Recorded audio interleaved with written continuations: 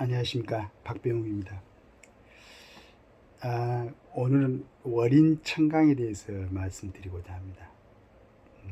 굉장히 어려운 얘기가 될 수도 있는데, 제가 감히 또 월인 청강에 대해서 어떻게 얘기를 한다는 게 버겁지만은 항상 한번 생각해봤고 또 그 얘기를 해보고 싶었던 내용이기 때문에 또 어설픈 또 내용이 될 수도 있겠지만은 한번 해보도록 하겠습니다. 원래 우리에게는 월인 청강 지곡이란 그걸로 많이 전달이 돼 있죠.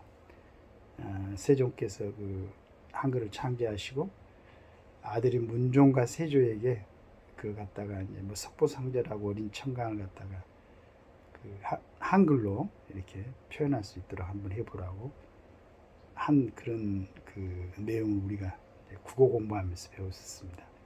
어쨌든 그 어린 청강이라는 뜻은 원래 그 부처님의 그 설법이라 자비가 그 누구나 가리지 않고 평등하게 뭐 동서고금을 막론하고 뭐 남녀를 불문하고 이렇게 또 더 나아가서는 그 모든 생물체에게도 그 열려 있는 그 부처님의 자비는 다 똑같이 이렇게 전달이 된다. 부처님의 자비를 받는다. 뭐 이런 뜻으로 월인 청강이라는 그 단어가 사용됐다고 들었습니다. 근데 이제 한 가지 더 나아가서 실은 강물이 흐르는데 그 다 똑같은 모습으로 흐르는 건 아니지 않습니까? 어떤 지형에 따라서 뭐 큰 산 밑에 크게 흐르는 뭐 장강 뭐 이런 게 있을 수가 있고 또 시냇물처럼 흐를 수도 있고 그러나 그 월령, 월인, 뭐 달, 월강은 물이 있으면 어디서나 비출 수 있는 게 아니겠습니까? 그래서 조건에 따라서 그 월강 또 월인은 여러 가지 형태로 변화가 있을 수 있다. 이걸 우리 그 살아가는 인생사에 비교해 보면은 각자 사람들이 갖고 있는 조건에 따라서 그 달빛도 틀려질 수가 있다. 뭐 저는 200의 어떤 달빛이란 것은 정말로 그 많은 시를 지었는데 그 뭐 달빛을 발산해서 강가에 앉아서 술을 마시면서 지었던 그 시들, 아름다운 시들, 그 200의 그 달은 하늘에 떠 있는 달보다는 그 물 위에 비쳤던 달이겠죠. 정말 월인이겠죠. 슬픈 뭐 사연을 갖고 있는 사람들은 달빛이 얼마나 또 그런 느낌을 더 강하게 줄 수 있겠습니다. 처연하고 또 하나는 그 아까 말씀드린 그 달빛은 지형에 따른 그 물이 흘러가는 모습에 따라서 차이가 있을 수도 있고 또 한편으로는 날씨에 따라서도 뭐 잔잔한 물 위에는 정말로 그 만올이 뜬다면 굉장히 그 아름답죠. 포근하고 밝고. 근데 날씨가 뭐 또 흐릴 때는 그런 모습을 볼 수가 없겠죠.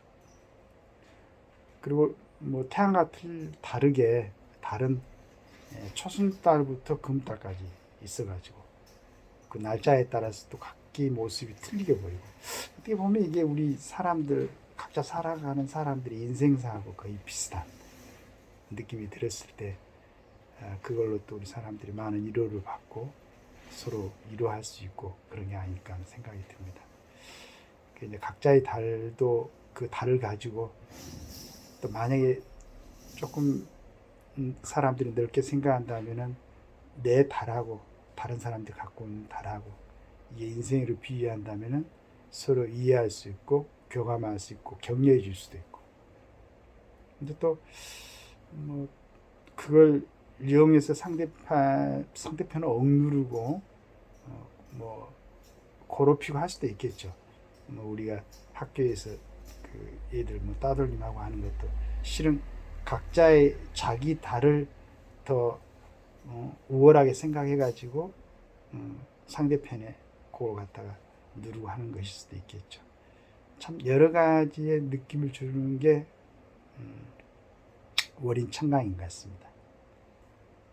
그런데 이제 저는 그 약간 이제 옆으로 얘기를 해보자면, 제 집사람이 한 20년 가까이 찬양대, 교회 찬양대를 쓰고 있는데, 가끔씩 그 노래 연습하고 찬양하는 것을 얘기를 하는 것 보면은, 각자의 틀린 음력을 갖고 있는 사람들을 나눠가지고 한번 몇 개 파트로, 그 다음에 그것도 남자 여자 해가지고 정해서 이제 그 한 노래를 갖다가 그 곡을 갖다가 완성시켜 나가지 않습니까? 근데 거기서 지휘하는 분들의 역량이 참 대단하다. 더구나 이제 전문 합창단 대원들도 아니고 일상생활을 하다가 겨우 일주일에 한두 시간씩 시간을 내서 연습을 시켜가지고 그 노래를 갖다가 그 참 듣는 사람들이 아름답게 들릴 수 있도록 그렇게 만들어낸다는 건 굉장한 그 능력인 것 같습니다. 그래서 일반 찬양 대원들하고 지휘자하고는 그 역량에 있어도 많은 차이가 있지 않을까. 지휘자들은 그쪽으로 전문적으로 공부를 했었고, 그런 생각을 하면서 또 이제 그 어떻게 보면은 항상 제가 얘기를 하지만은 결국은 이제 그 우리나라가 나아가는 방향이 국민들의 뜻이 존중이 항상 돼서 국민들의 뜻이 그때그때 시시각각으로 적용되는 거 아니기 때문에 한번 선출해 놓으면은 그 사람들이 자기들이 그 사람 많이 반영해서 하기 때문에, 그래서 지휘자의 역량이 합창단에서 필요한 것처럼 그 나라를 이끌겠다고 나서는 그 어떤 지도자들 급에 해당되는 사람들의 역량이 참 대단히 중요하다라는 생각을 하고 있습니다. 그 사람들은 이제 보살 중에서도 간세음 보살 있지 않습니까? 세상의 소리를 듣는다. 자기 위주로 듣는 게 아니고 정말로 그 사람들이 내고 싶은 소리를 다 듣는 거죠. 그래가지고 그 소리를 조화시켜서 국정에 이제 반영할 수 있는 그런 지도자들이 돼야 된다는 얘기죠. 국정이 반영을 하는데 거기에 대해서는 한 사람이 갖고 있는 역량이나 그 사람이 갖고 있는 어떤 시각, 이게 아니고 국가가 형성되면은 기본적인 국가의 권력 구조라든가 국민의 책임 의무를 규정하고 있는 헌법이라는 게 있기 때문에 헌법이 규정하고 있는 국채나 정책에 맞게 국민들의 소리를 잘 인도하고, 헌법 국채나 정책, 그리고 헌법 정신은 반드시 국가 국민들이 안녕하고 평화스럽게 진행을 목적으로 할 테니까 거기에 맞춰서 자신들의 의사를 표현할 수 있어야 정말로 지도자다운 지도자들이 아닌가 하는 생각이 듭니다.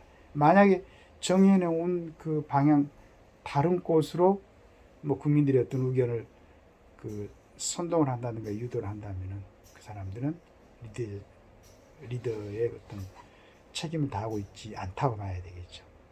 그래서 이제 제가 바라는 것은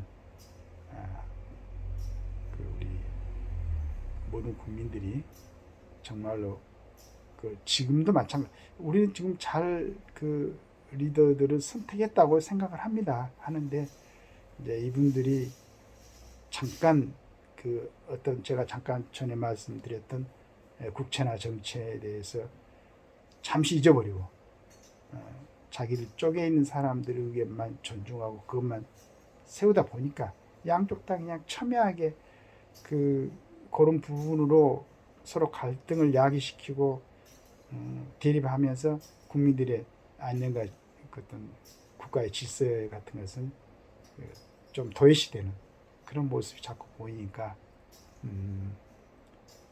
여러분들께서 지금 본인들의 본연의 업무가 뭔가, 또 우리는 이 자리에 있으면서 얼마나 많은 그 힘과 또 혜택과 그걸 누리고 있는가, 또 얼마나 많은 중요한 걸 갖다 국민들로부터 이임받았는가 이걸 각성하시고 정말로 국가와 민족을 위해서 충성하겠다는 그런 각오를 되새기고 항상 말씀드리지만은 필요 없이 붙어있는 여러분들 걸리적거리는 그 특혜 같은 거 싹 씻어버리고 정말로 멋있는 국회의원으로서 재탄생하기를 바랍니다. 그래서 우리 21대 국회에서 이번에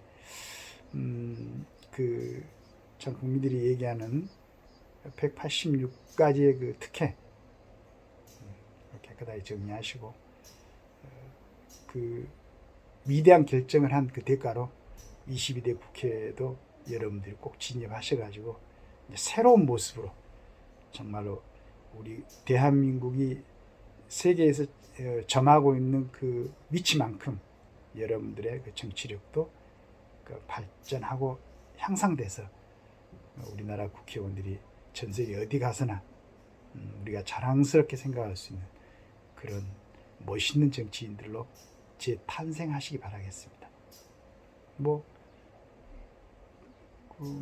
참여하고 또 하게 되면 좀 더 새롭게 모습으로 바뀔 수 있는 거 아니겠습니까? 여러분들이 지금까지 갖고 있었던 것, 물론 국가를 이토록 한다든가 정말로 정치인으로서 잘하려고 하다가 약간 고의가 아닌 가실적인 그런 책임은 이제 덮어버리겠지만, 그러나 온 국민이 평등하건대 실적으로 국가가 정해놓은 그 법에 위반되는 행위에 대해서는 또 깨끗하게 책임을 지시고 다음에 또 심기일전에서 다시 정치를 할 수 있도록 그렇게 멋있는 우리 국가가 됐으면 좋겠습니다. 여러분들 오늘도 힘을 내시고 지금 편안하지만 않는 상태, 어젠가 정전 기념일이었지 않습니까? 종전이 아직 되지 않았죠. 우리 대한민국 그 정전 상태에서도 이 위대한 대한민국을 다시 탄생한 때 그 여러분들의 선배님들이 했던 그걸 기억하시고 여러분들 그 선배들처럼 멋있게 한번 국가를 위해서 헌신하십시오. 오늘도 꿈을 꾸는 박병호입니다. 감사합니다.